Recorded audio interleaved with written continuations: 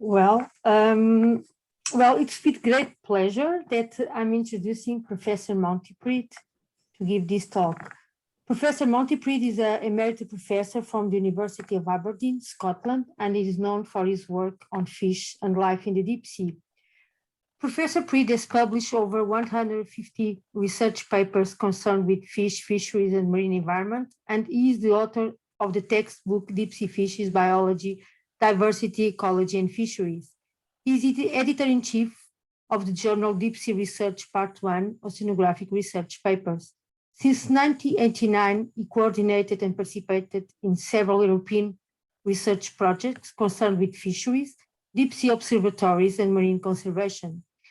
In 2001, Professor Priede founded the Oceanlab, where he was director until 2013, where he retired to become Professor Emeritus. At that time, his interest shifted to exploring the deep sea using autonomous landers developed by his team at the Oceanlab. He showed that the footfalls reaching the deep sea floor are rapidly intercepted and consumed by abyssal fishes. And using ingestible transmitter, he showed that red-tailed fishes swim and disperse over large distances. Professor Priede was a principal scientist during 3 subsequent expeditions to the MidAtlantic Ridge. Those expeditions were part of the program Sciences of Marine Life and were dealing with the MidAtlantic Ridge. He has 2 species of deep sea animals that have been named in his honor, a worm, Prodistomum priedi, and a fish, Pachycara priedi. He divides his time between the United Kingdom and Greece, where he is also research associated in the Hellenic Center for Marine Research. Current research is concerned with buoyancy systems of deep sea fishes and deep ocean observing technology. And without further delay, I will pass the word to Professor Priede. Thank you so much for being with us and giving this talk. Thank you very much, Anna. Well, my talk today is based on a work we did on the Mid-Atlantic Ridge, which you referred to. And what I particularly want to consider is hard and soft substrates.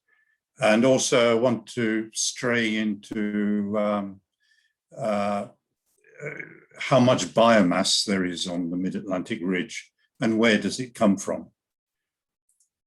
So when we first started thinking about the Mid-Atlantic Ridge, we thought, well, this would be a very challenging environment with hot vents, bare rock, deep fissures, and generally a difficult environment to work in. And this would be sort of picture of a deep mid-ocean spreading center with a big crack in the Earth's crust where new rock is being generated. But once we started working on it, we found that things were completely different. As you mentioned, the work we were doing was part of the Census of Marine Life, which was a global program which ran from 2000 to 2010. And it formed part of MARICO, which was coordinated by Odd Axel Bergstad in Norway, concerned with Mid-Atlantic Ridge ecosystems.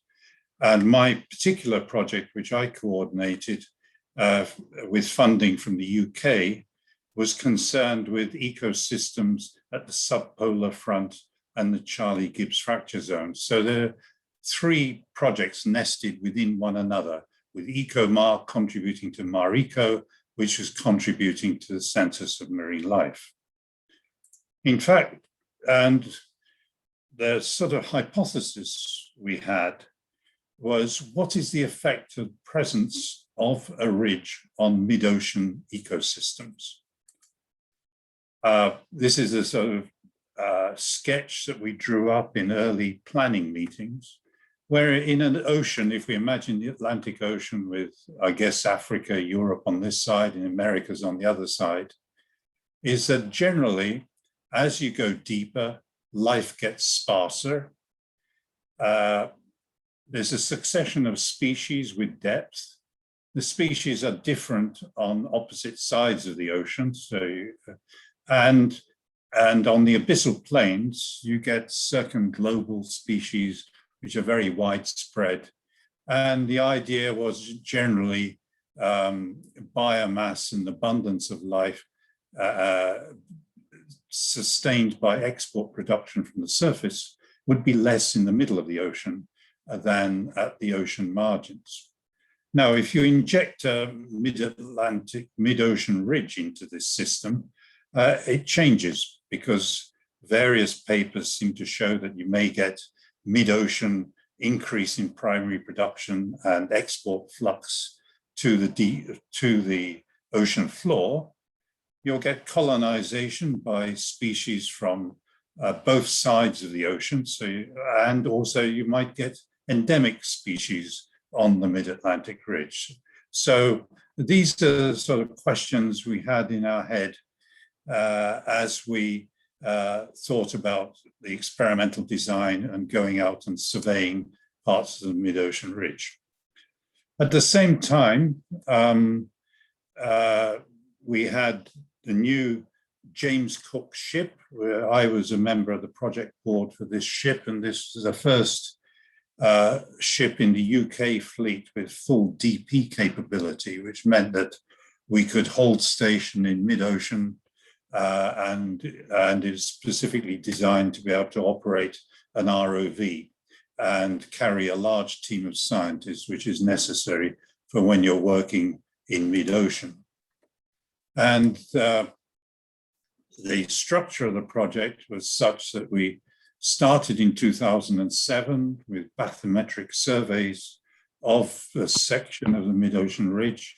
We set up long-term moorings, which lasted for 3 years. This is measuring organic matter, particulate organic matter flux and currents. And we had repeat cruising each year, the James Cook on 3 occasions. We were joined by an American ship, the Biol, in 2009. And in the last year, we had the ISIS ROV available.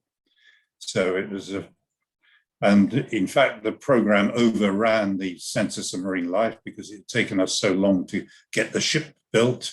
In fact, the ship was just launched early in 2007, and we were one of the first expeditions to use the vessel.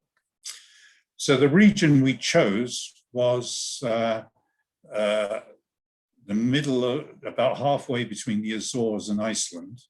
The Mariko project had 3 transects across the ridge. We chose to concentrate on this middle area, which is the location of the Charlie Gibbs fracture zone, where there is a massive displacement of the ridge to the east here. And these big canyons, in fact, 2 canyons running through the mid-Atlantic ridge.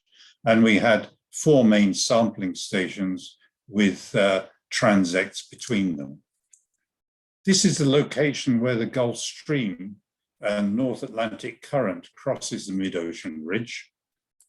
And it is the boundary between deep water coming from the Arctic and warm water in the south. So this is the location of the subpolar front. So our experimental design was based on sampling north and south of the subpolar front. There's Peter Miller from the Plymouth laboratory undertook remote sensing studies. And this shows his analysis of the frequency of thermal fronts. So to the north of the this is the Charlie Gibbs fracture zone, and this shows the axis of the ridge here to orientate you. And you can see here, these are seasonal, winter, spring, summer. The first thing to notice is that there is not a strong signal of the effect of the mid-ocean ridge. Possibly seasonally, the northern Reykjanes ridge does have a surface imprint, but certainly south of the Charlie Gibbs fracture zone, there is no effect on the surface thermal front distribution. And this is a sort of an integration of data giving the percentage of time with strong fronts in the spring. And what we can see is that along the track of the Gulf Stream and North Atlantic Drift, there is strong development of fronts. But to the south and leading to the Azores down here, there is no effect to the Mid-Atlantic Ridge. But there is something going on along the Reykjanes Ridge with more fronts to the west. This shows the actual geostrophic currents, and this shows the strong influence of the fracture zone. So there's a weak effect of the ridge on fronts, but a strong effect of the Charlie-Gibbs fracture zone of topography influencing oceanography. Now, the next one was Tilston et al. Estimated the primary production from the surface. And again, this is the Charlie-Gibbs fracture zone with a strong signal, but again, south of there, there's no real evidence that the Mid-Atlantic Ridge is having any effect on enhancing surface primary production. There is something going on the Reykjanes Ridge, and these are areas to the east and the west that have been compared. So having got that far, we realized that from the remote sensing, the hypothesis that the waters over the mid-ocean ridge would be very strongly productive with excess primary production and hence export doesn't apply. We reject that hypothesis. So then we went to looking, using the James Cook, got to swath bathymetry. So I'm just giving you now a crude, this is what was a real-time display on the Olex on my laptop as we steamed over the Mid-Atlantic Ridge from one side to the other. And you can see as we're coming along, so we crossed these terraces. These are some hundreds of meters high.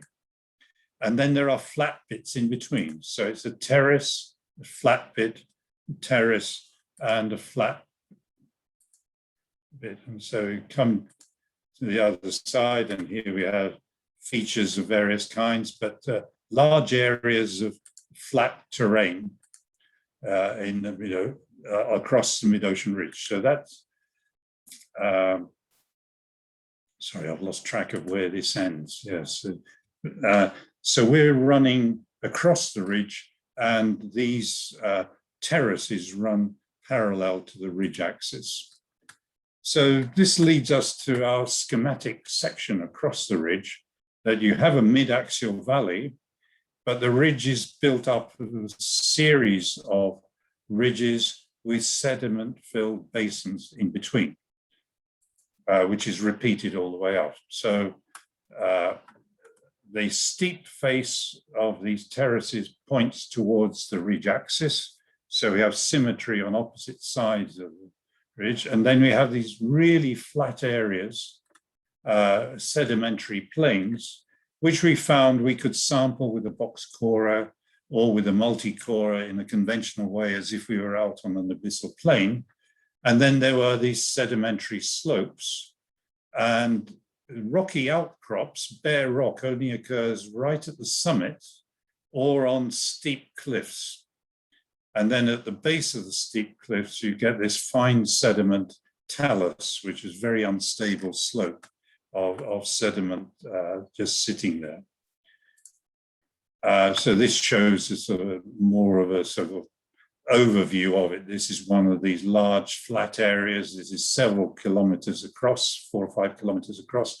And then we've got this, these cliff faces, which are 100 or 200 meters in height. So then my colleague Thomas Niedzielski, who's now a professor in Wrocław, did an analysis of our transect across the ridge. Here is the whole transect from one side to the other, from 3620 west to 34 west. And the steep parts, more than 30 degrees slope, are quite rare. This is just a section zoomed in here, And then this is a section there zoomed in. And flat bits, 0 to 5 degrees, this is one of these sedimentary plains, are quite prominent. And much of the ridge is between 5 and 30 degrees slope. This shows another part of the mid-ocean ridge further south, where again, the really steep bits are quite rare, and there's quite large areas of flat, and 5 to 30 degrees slope is 66% of total area. Now, this is an estimate for the whole area, and it's based on, we inspected with the ROV visually to see how much sediment cover there is. So in the flat areas, 0 to 5 degrees, there's 100% sediment cover. On the gentle slopes, 5 to 30 degrees slopes, there's 98.4% sediment cover. And on the steep slopes, you got 33% sediment cover. So if we transform this as a percentage of the whole of the Mid-Atlantic Ridge, we find that the Mid-Atlantic Ridge is over 96% covered with soft sediment. And there's only about 2%, which is bare rock. I think it'd be 4% bare rock. This shows what I've done here is this plot is real scale, vertically and horizontally. So it shows you one of these sedimentary plains is about 1 kilometer wide, and this is maybe 500 kilometers high, the terrace looking that way. And the other interesting thing is that this terrace pattern steers the currents prevailing over the ridge. So here we have that the tide goes eastwards and westwards. This is the tidal ellipse. But close to the sea floor, the tidal currents are much more sluggish, and there is a prevalent current following parallel to the axis of the ridge. So the structure of the ridge is also influencing the current regime immediately over. So this is what it looks like when you look closely at it. This is a part of the sedimentary plain. These two spots are the scale markers from two lasers mounted on the vehicle. These are sedimentary slopes, and although there's a bit more heterogeneity on the slopes, it's still lots of soft sediment. And here is a steep cliff with sponges and corals and hydroids of various kinds on bare rock. So this is what we originally imagined most of the ridge might look like, the naive hypothesis, as it were. But in fact, this is just a small proportion of it. And then at the base of the cliff, you get this talus, which is really steep. And in fact, occasionally you'd see a Holotherian startled by the lights of the ROV or the noise of the ROV, just rolling down this. It is very, very unstable and very easy to create clouds of sediment when you approach this with the thrusters motoring. But in retrospect, so the take-home message is that most of the Mid-Atlantic Ridge is covered with sediment. And in retrospect, this is not too surprising, because if we look at this NOAA website of thickness of sediment in the world's oceans, we notice that here on the mid-ocean ridge in the middle of the Atlantic, we've got hundreds of meters thickness of sediment is logged. And so now there's recently a paper came out last year from Angelica Brandt's group, who was studying the Vima fracture zone, which is close to the equator. I think this is it here. And what they did, Real et al., is that they found that in the fracture zone itself, there's a significant amount of rock, bare rock. And so they projected this onto the entire Atlantic Ocean, in fact, North Atlantic plus South Atlantic.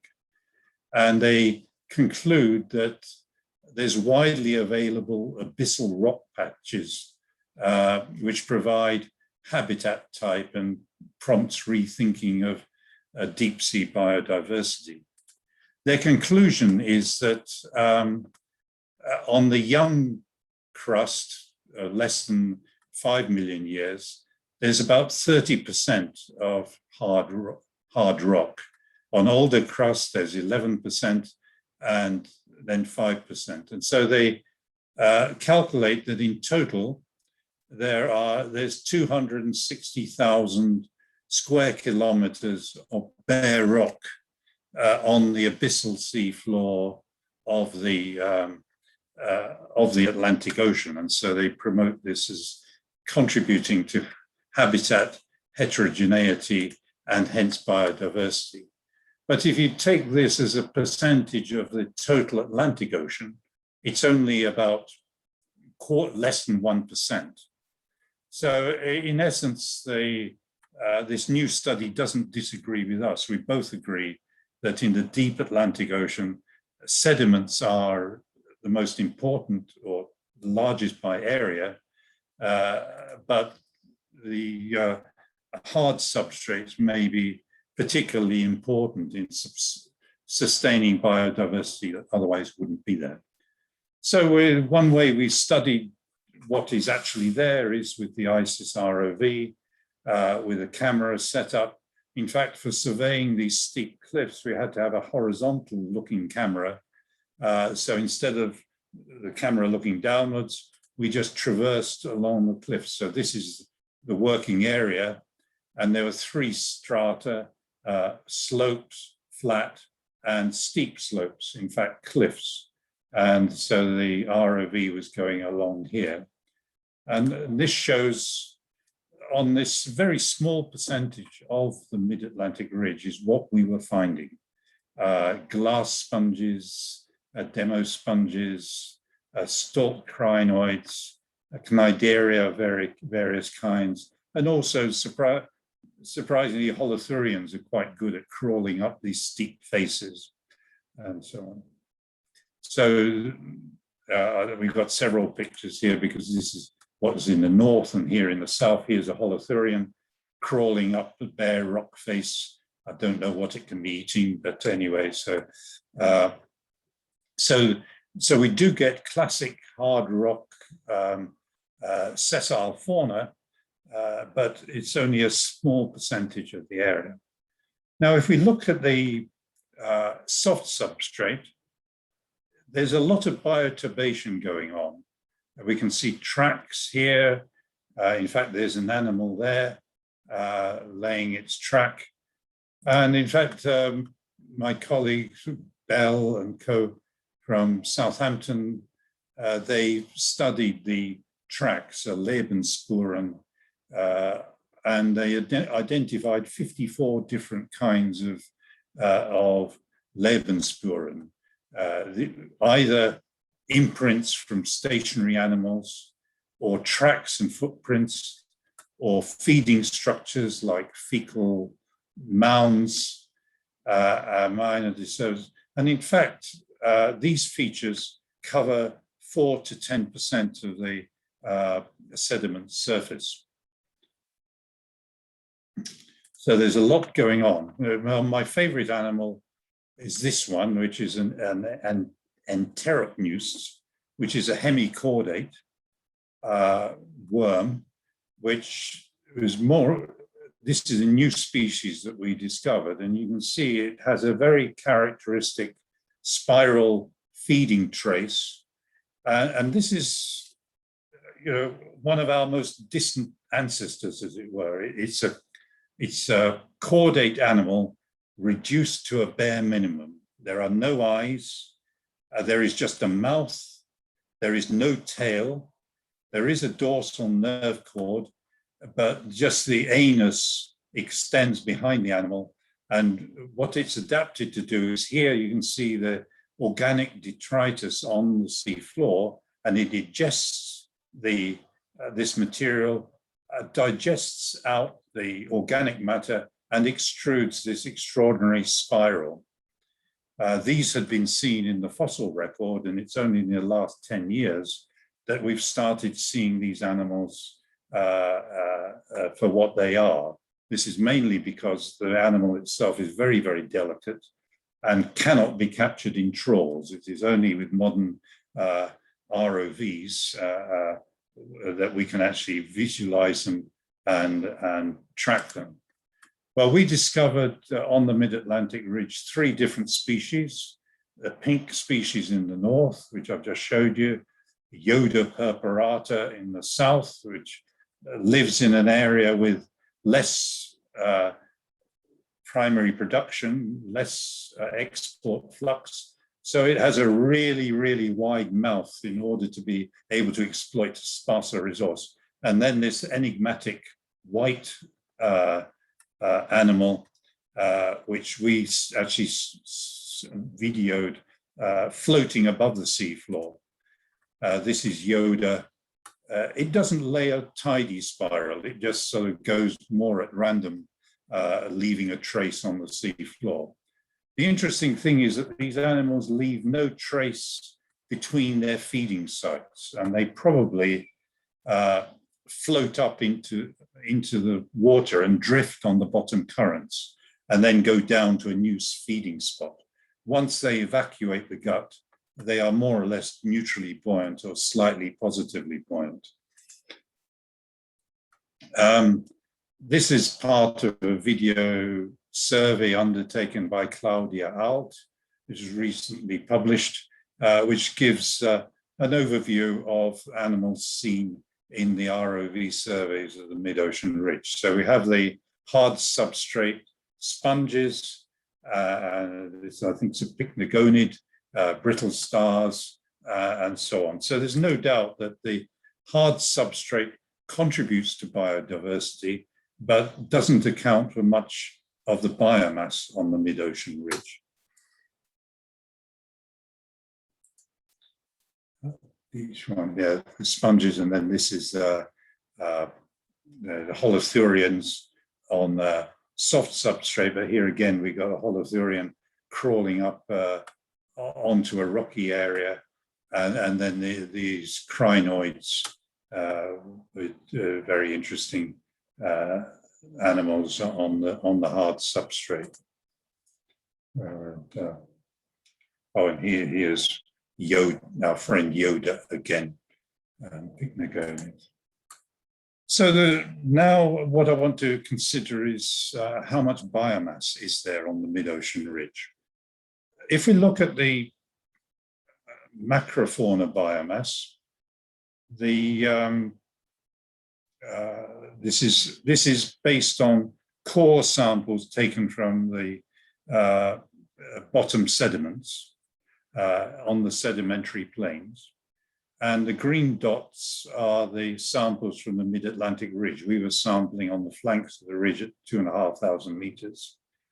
And this line here is the average megafauna biomass for the whole world,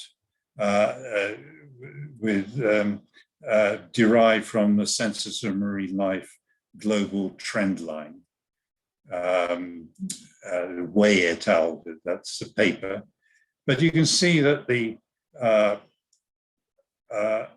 biomass on the Mid-Atlantic Ridge is more or less exactly average compared with the rest of the deep sea. This is macrofauna. Then megafauna, we've got the same thing. The data are from trawl samples. These are trawl samples that we did on the Mid-Atlantic Ridge. And this is the global trend line. And in fact, the Mid-Atlantic Ridge is remarkably close to the global average. Oh, the circles are for the North Atlantic margin. So it's taken from porcupine sea bite and areas like that, which have been extensively studied. Now here I'm going to consider pelagic biomass. And as we all know, as you go deeper in the deep sea, biomass decreases roughly tenfold for every 2 kilometers in depth. And what I've done here is I've put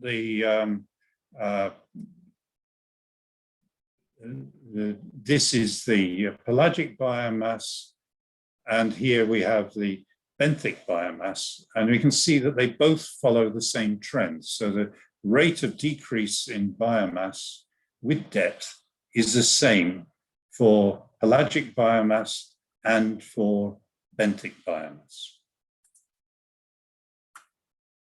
And so this led us to the hypothesis that the benthic biomass on the Mid-Atlantic Ridge is equal to the integrated subsea floor pelagic biomass in inverted commas. So this is the general trend for decrease in biomass with depth in the Atlantic Ocean. We can integrate this area, and this gives us the total pelagic biomass in the water column. But then we find that the benthic biomass at any particular depth, in this case 2,500 meters, is equal to integration of this curve, well, in fact, down to infinity, but it really doesn't matter. So the idea is that as you change depth, so the benthic biomass increases with the shallower it is, and it decreases the deeper it is. But the benthic biomass is simply equal to the pelagic biomass that would be there if the sea was deeper, if you get the thread of my argument. So we come back to the original question: what is the effect of a ridge on mid-ocean biomass? Well, we've seen that the presence of a ridge does not enhance surface primary production or export flux to the deep sea. What in fact the mid-ocean ridge does is that it displaces a vast volume of ocean which would have pelagic biomass in it. And that pelagic biomass is replaced by benthic biomass. And our measurements seem to show that the benthic biomass that we observe on the mid-ocean ridge is equal to the pelagic biomass that would be there otherwise. So there's a law of constant biomass beneath each square meter of the Atlantic Ocean. So what isn't in the water column will appear as benthic biomass. So benthic biomass simply replaces pelagic biomass. So there is no magic about the presence of the mid-ocean ridge. I read papers about Taylor columns trapping production over the top of the ridge or seamounts and so on. I'm not convinced that there's any such effect. So how important is the Mid-Atlantic Ridge? The red area is the Mid-Atlantic Ridge from, this is a standard Natal to Paloma line that delineates the North Atlantic from the South Atlantic. And then when we're interested in bathyal habitat, which is lower bathyal from 800 meters depth to 3,500 meters depth. And the bathyal is very interesting because it harbors relatively high biodiversity compared with greater depths and indeed shallower depths. So how much lower bathyal is there in the Atlantic? So there's three kinds. We can divide it into three areas. There's the Mid-Atlantic Ridge, there's the ocean margins, west and east, and then there's also seamounts, the non-contiguous seamounts and island slopes. So if we add all that up, there's about 8 million square kilometers of lower bathyl in the North Atlantic. 50% of it is on the continental margins, and 46% of it is on the mid-ocean ridge. And then there's a small percentage on the non-contiguous seamounts. So the mid-ocean ridge approximately doubles the amount of slope habitat in the Atlantic. So for the species that live on slopes which cannot survive on the abyss, it doubles the amount of area available. And most of this is soft sediment. So, right, that's the end of my presentation. And I had to sneak in a fish because I'm mainly known for studying fishes, but those haven't figured very much in the presentation. But thank you very much.